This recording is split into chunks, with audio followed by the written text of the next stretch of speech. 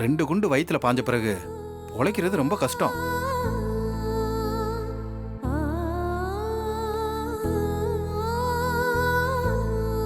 இருந்தாலும் நம்பிக்கையோட தான் சர்ஜரி பண்ணோம். ஆனாலும் சக்சஸ் ஆகல. இப்போ அவங்க ஹாஸ்பிட்டல்ல இருக்கிறதும் ஒண்ணுதான், வீட்டுக்கு கூட்டு போறதும் ஒண்ணுதான். அம்மாவை காப்பாற்ற சான்ஸ் இல்லைன்னு சொல்றீங்களா? கிட்டத்தட்ட அப்படிதான் வச்சுக்கோங்களேன். லாஸ்ட் அட்டெம்ப்டா வேணா எக்மோ கருவியை பொருத்தி பார்க்கலாம். ஆனா அதால அவங்கள காப்பாற்ற முடியாது. உயிரை வேணா இழுத்து பிடிச்சு வைக்கலாம். அதுவும் எத்தனை நாளைக்குங்கிற கேள்வி இருக்குல்ல.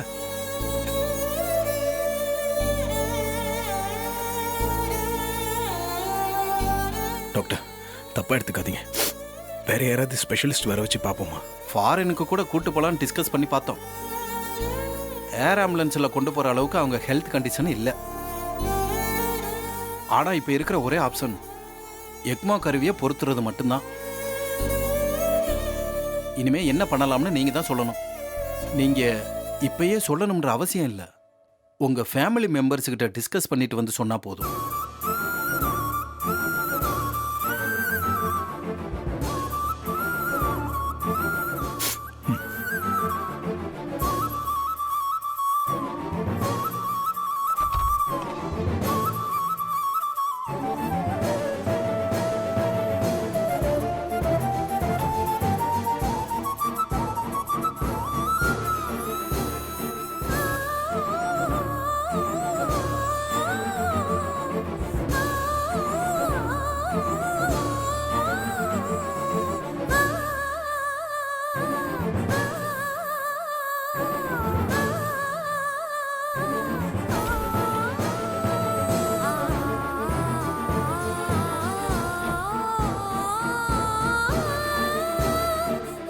கார்த்தி, டாக்டர் என்ன சொன்னாரு?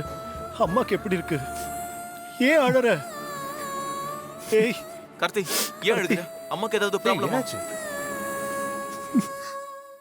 ஏங்க, என்னங்க ஆச்சு? அத்தைக்கு என்னங்க ஆச்சு? கார்த்தி, கார்த்தி, ஏன் அழற? சொல்லு, என்னாச்சு அம்மாவுக்கு? டேய், இப்படி அமைதியா இருந்தா நாங்க என்ன நினைக்கிறது? டாக்டர் என்ன சொன்னாரு சொல்லு கார்த்தி. என்னாச்சு நாச்சியாவுக்கு சொல்லு. சொல்லுங்க கார்த்தி, இப்படி எதுவுமே சொல்லாம இருக்கிறது எங்களுக்கு ரொம்ப பயமா இருக்கு. புல்லட்ஸ் எல்லாம் எடுத்துட்டாங்கப்பா. சரி. அவங்க ஹெல்த் கண்டிஷன் ரொம்ப மோசமா இருக்குன்னு சொல்லிட்டாங்கப்பா. ஐயோ! அப்பா அப்பா பா, அப்பா அழாதீங்கப்பா. நாச்சியா, நாச்சியாக்கா இந்த நிலைமை. அப்பா நீங்க அழாதீங்கப்பா. அப்பா அம்மாக்கு ஒண்ணும் ஆகாதுப்பா. அப்பா வேணாம்ப்பா, அழாதீங்கப்பா. அழாதீங்கப்பா. வாங்க வாங்க. நாச்சியா, உட்காருங்க. அப்பா ப்ளீஸ்ப்பா அழாதீங்க. நாச்சியா. அப்பா அம்மா வந்துருவாங்கப்பா திரும்ப. நீங்க அழாதீங்கப்பா. நாச்சியா. கார்த்தி, கார்த்தி, ஆனந்த். அப்ப அத்தை காப்பாத்த வேற வழியே இல்லையா? கடைசியா எக்மோ வைக்கிறது தான் ஒரே ஆப்ஷன் சொல்லியிருக்காங்க.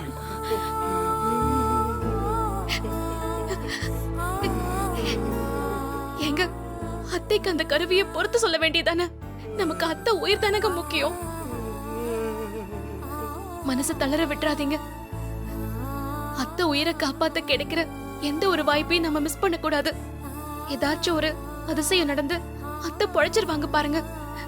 அவங்க உயிர் பொழைச்சு வரணும்னு விதி இருக்கு. அதனால்தான் இன்னும் அத்தை போராடிட்டு இருக்காங்க. இல்லனா குண்டடி பட்டதுமே அவங்களுக்கு ஏதாச்சும் ஆயிருக்கும்ல. அத்தைக்கு எதுவும் ஆகாதுங்க. அவங்க பொழைச்சிருவாங்க. கடவுள் இருக்காரு.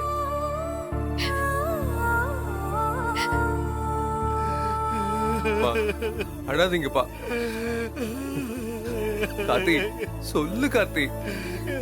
அப்பா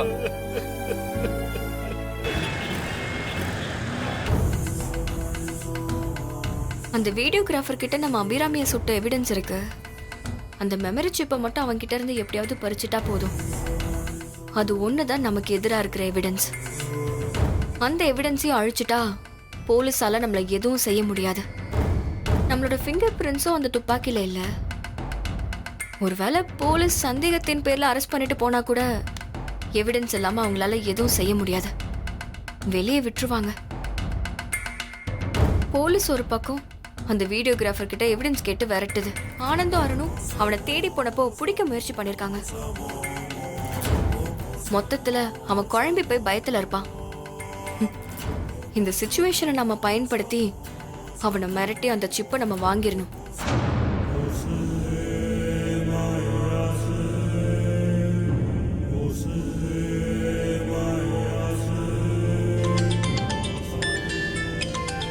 அன்னோன் நம்பரா இருக்கு.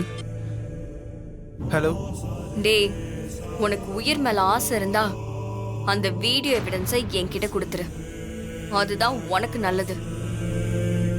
இல்ல உன் கதையை முடிச்சிட்டு நானே அந்த எவிடன்ஸ் எடுத்துப்பேன். எப்படி வசதி? பிரியா மேடமா பேசுறது? பரவாயில்லையே, கண்டுபிடிச்சிட்ட. நான் எப்படிப்பட்டவன்னு அந்த கல்யாண மண்டபத்திலே பார்த்திருப்பேன். மரியாதையா அந்த எவிடன்ஸ் என்கிட்ட கொடுத்துரு. மேடம், என்கிட்ட எந்த எவிடன்ஸும் இல்லைன்னு சொல்றேன்ல. எதுக்கு தேவையில்லாம டார்ச்சர் பண்றீங்க நீங்க? அப்படியா? சரி, நீ சொல்றத நான் நம்பிட்டேன். உன் போனுக்கு ஒரு போட்டோ சென்ட் பண்றேன், கொஞ்சம் பாரு.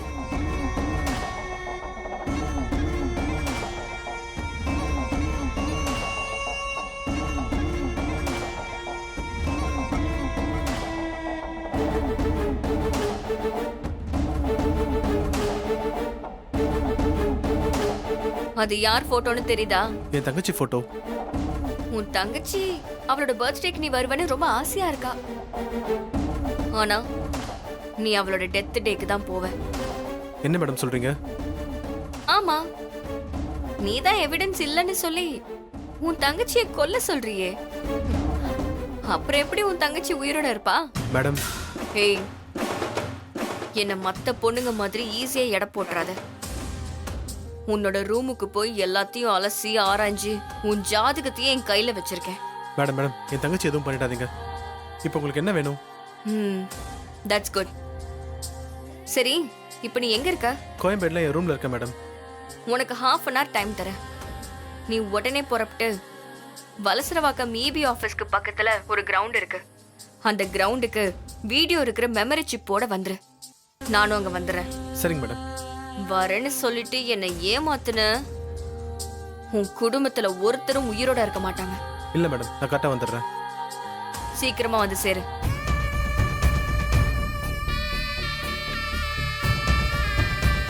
இந்த ரியா ரொம்ப டேஞ்சரான ஆளா இருப்பா போல இருக்கே. நம்ம குடும்பத்தை பத்தி எல்லாம் தெரிஞ்சு வச்சுக்கிட்டு எவிடன்ஸ் தரலன்னா போட்டு தள்ளிடுவேன்னு பயமுறுத்துறாளே. இவளை சும்மா விடக்கூடாது. விட்டா நமக்கு தான் ஆபத்து. நாம யாருங்கிறத இவளுக்கு காட்டணும். இவளை மாட்டி விட்டாதான் நாம தப்பிக்க முடியும்.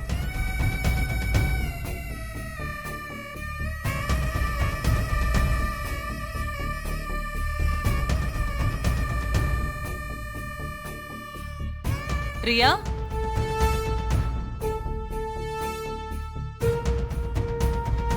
என்ன ரியா இந்த நேரத்துல எங்க கிளம்பிட்ட? எனக்கு வெளியில 1008 வேலை இருக்கும். எல்லாத்தையும் உங்ககிட்ட சொல்லிட்டு தான் போடுமா? இல்ல, நீ வைரத்தை அபிராமி சம்பந்தி வீட்ல இருந்து அடிச்சிட்டு வந்துட்டல, அதுக்காக போலீஸ் வேற உன்னை தேடுதுன்னு சொன்னல. இப்போ நீ வெளியில போய் மாட்டிக்கிட்டேன்னு வெயி, அப்புறம் அந்த வைரத்தோட கதி என்ன ஆகுறது? அப்போ உங்களுக்கு நான் போலீஸ் கிட்ட மாட்டிக்கிட்டாலும் பரவாயில்ல, ஆனா வைரம் கிடைச்சா போதும்னு நினைக்கிறீங்க, அப்படிதானே? ஆஹா, அதுக்கு இல்ல ரியா. நீ இது வரைக்கும் வைரம் வச்சிருக்கேன்னு சொல்றியே தவிர அத கண்லையும் காட்ட மாட்டேங்கிற, எங்க இருக்கணும் சொல்ல மாட்டேங்கிற. எல்லாத்தையும் நேரம் வரப்ப காட்டுறேன். வா ஐஷு. ஆமா, என்ன அது கண்ணத்துல? அது ஏமா கேக்குற? என் மாமியார் குணமாறதுக்காக என் புருஷன் அழகு குத்தி விட்டான். என்ன ரியா, எப்படி இருக்க? என் அம்மா உன்னை நல்லா கவனிச்சுக்கிறாங்களா? நல்லா கவனிச்சுக்கிறாங்க. ரியா, நான் இப்போ ஒரு மேட்ரோட இங்க வந்திருக்கேன். அது மட்டும் சக்சஸ்ஃபுல்லா நடந்துருச்சுன்னா நாங்களும் உன் அளவுக்கு பணக்காரங்களாயிடுவோம். ஏன், நீயும் வைரத்தை ஆட்டையை போட்டுட்டு வந்துட்டியா? வைரமா? அதெல்லாம் ஜுஜுபி. ஒரு பெரிய புதையில எனக்கு கிடைக்க போகுது. என்ன ஐஷு சொல்ற? புதையலே கிடைக்க போகுதா? எப்படி?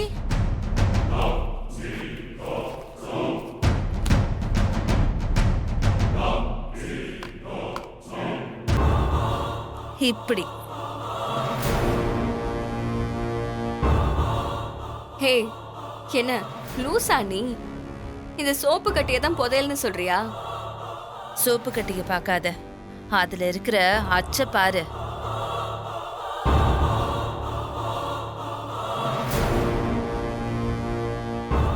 என்னாச்சு இது?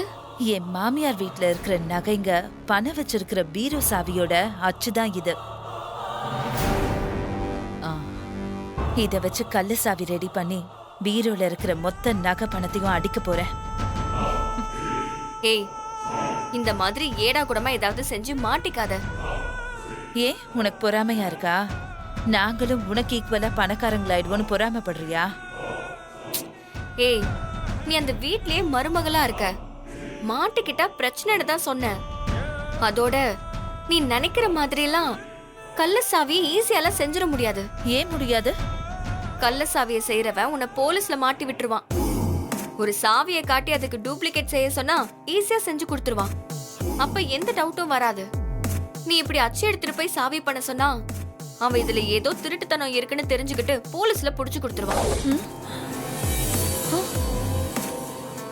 என்ன ரியா இப்படி பயமுறுத்துற? அப்ப இதுக்கு சாவியை தயார் பண்ண முடியாதா? எனக்கு நம்பிக்கையான ஆள் ஒருத்தன் இருக்கான். அவன் மூலமா வேணா உனக்கு சாவி செஞ்சு தர சொல்றேன். அப்படியா? இப்ப அவன் எங்க இருக்கா? நான் வெளியே தான் போறேன், வா. அவனை உனக்கு அறிமுகப்படுத்தி வைக்கிறேன். சரிம்மா, நான் ரியா கூட போயிட்டு வந்துடுறேன். சரி, பார்த்து பத்திரமா போயிட்டு வா. கள்ள சாவி தயார் பண்ண போற, எச்சரிக்கையா இரு.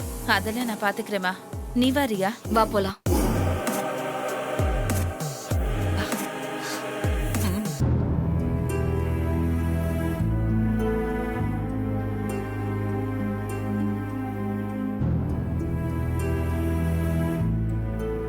கார்த்தி, அந்த ரியா நம்ம அம்மாவை சுட்டு தப்பிச்சு போய் முழுசா ஒரு நாள் ஆச்சு. இன்னும் அவளை பிடிக்க முடியல. இன்ஸ்பெக்டருக்கும் கால் பண்ணி கேட்டேன். தேடிக்கிட்டு தான் இருக்கோம், சீக்கிரம் கண்டுபிடிச்சிருவேன்னு சொன்னாரு. எனக்கு என்ன தோணுதுன்னா, நம்ம போலீஸை மட்டுமே நம்பி இருக்காம நம்மளும் தேடி பார்த்தா என்ன? ஒரு சின்ன க்ளூ கிடைச்சா கூட போதும், அவளை பிடிச்சிடலாம். அந்த சதிகாரி கூடவே இருந்து அம்மாவை இப்படி பண்ணிட்டாளே, அதான் என்னால தாங்கிக்க முடியல.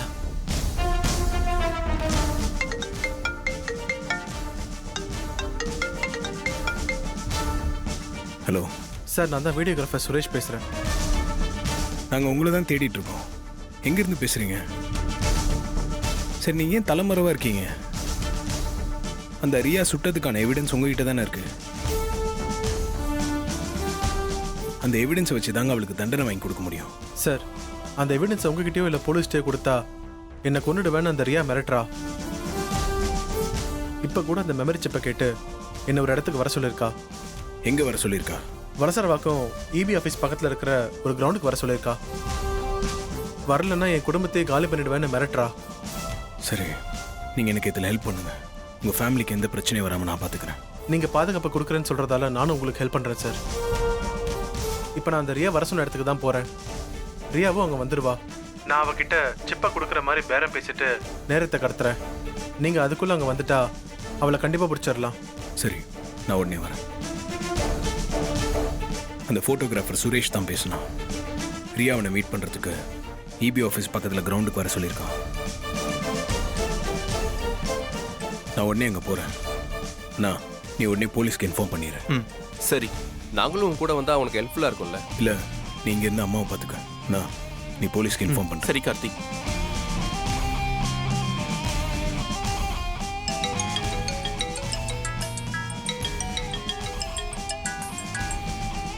ஹலோ இன்ஸ்பெக்டர், நான் ஆனந்த் பேசுறேன். சொல்லுங்க. அந்த ரியாவை பத்தி ஒரு இன்ஃபர்மேஷன் கிடைச்சிருக்கு. என்ன இன்ஃபர்மேஷன்? ரியா வலசரவாக்கம் இபி ஆஃபீஸ் பக்கத்துல இருக்கிற கிரவுண்டுக்கு போறாளாம். நீங்க அங்க போனா பிடிச்சிடலாம். சரி, நான் உடனே போறேன்.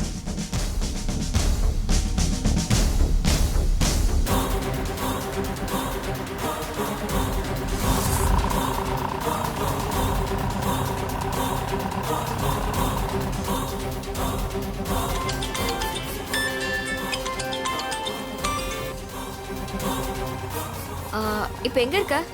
நீங்கள் சொன்ன இடத்துல தான் வெயிட் பண்ணிட்டு இருக்கேன் மேடம். சரி, 10 நிமிஷத்துல வந்துடுறேன், வெயிட் பண்ணு. சரிங்க மேடம்.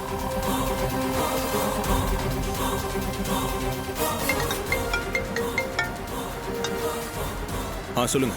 சார், அந்த ரியா இன்னும் 10 நிமிஷத்துல வந்துடுவேன்னு சொல்லியிருக்கா. நீங்களும் சீக்கிரம் வந்துருங்க சார். நான் வந்துட்டு தான் இருக்கேன். நீங்க அவகிட்ட பேச்சு கொடுத்து அங்கேயே இருக்க வைங்க. சரிங்க சார்.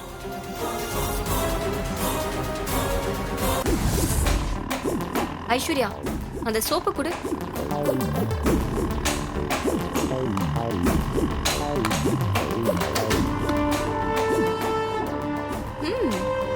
நல்லா தான் அச்சு எடுத்திருக்க. இந்த சோப்புல நான் முகத்தை கழுவிக்கிட்டுமா? ஏய், என்ன விளையாடுறியா? சோப்ல முகம் கழுவுனா அச்சு அழிஞ்சிடாதா? ஆமால. இப்ப எதுக்கு தேவையில்லாம பேசிட்டு இருக்க? நீ சொன்னால எங்க இருக்கா? இன்னும் எவ்வளவு தூரம் போனோம்? இப்போன்னு நம்ம அங்க போகல. வேற எங்க போறோம்? வேற ஒரு இடத்துக்கு போறோம். அதான் எங்க?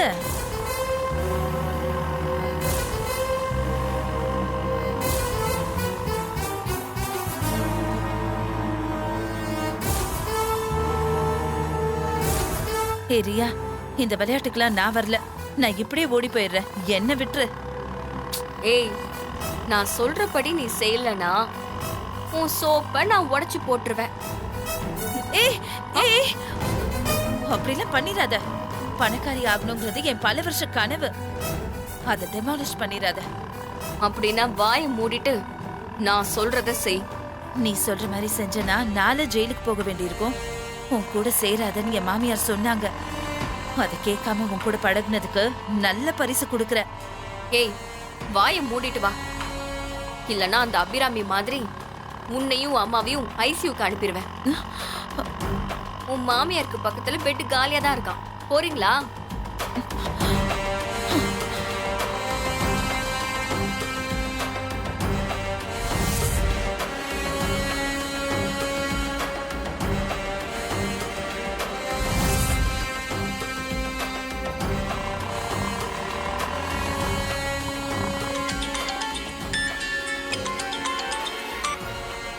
இன்னும் 3 மினிட்ஸ்ல நான் அங்க இருப்பேன்.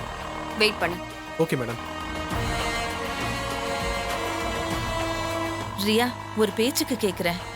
நானும் உன் கூட மாட்டிக்கிட்டேன்னா எத்தனை வருஷம் ஜெயில் தண்டனை கிடைக்கும்? என்ன, ஒரு 14 வருஷம் கிடைக்கும்.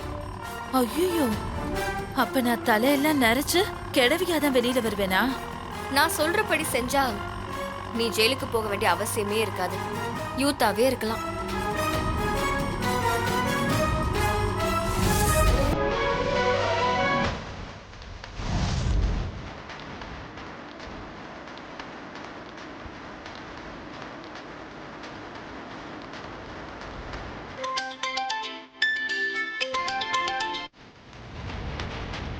வந்துட்டாளா?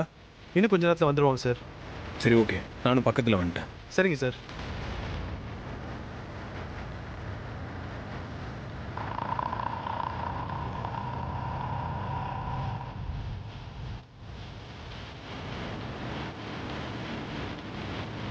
ஆட்டோ இங்கே நிறுத்துங்க.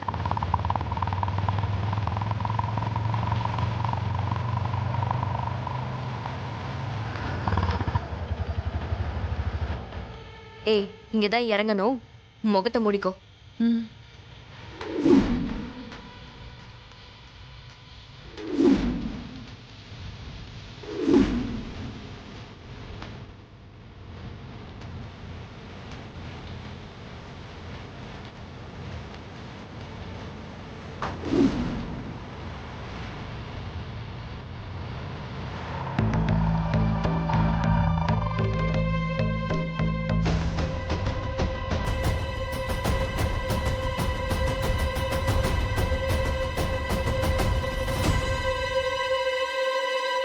அவன் தான் வீடியோகிராஃபர் சுரேஷ்.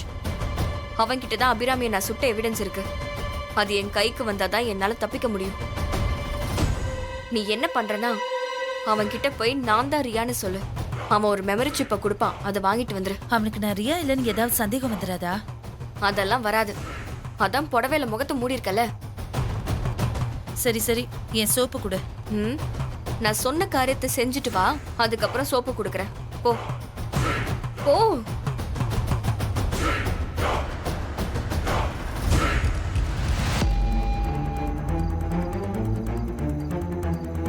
நான் தான் ரியா. அந்த மெமரி சிப்பை கூட. நானும் உங்களுக்காக தான் வெயிட் பண்ணிட்டு இருக்கேன். ஒரு நிமிஷம் இருங்க.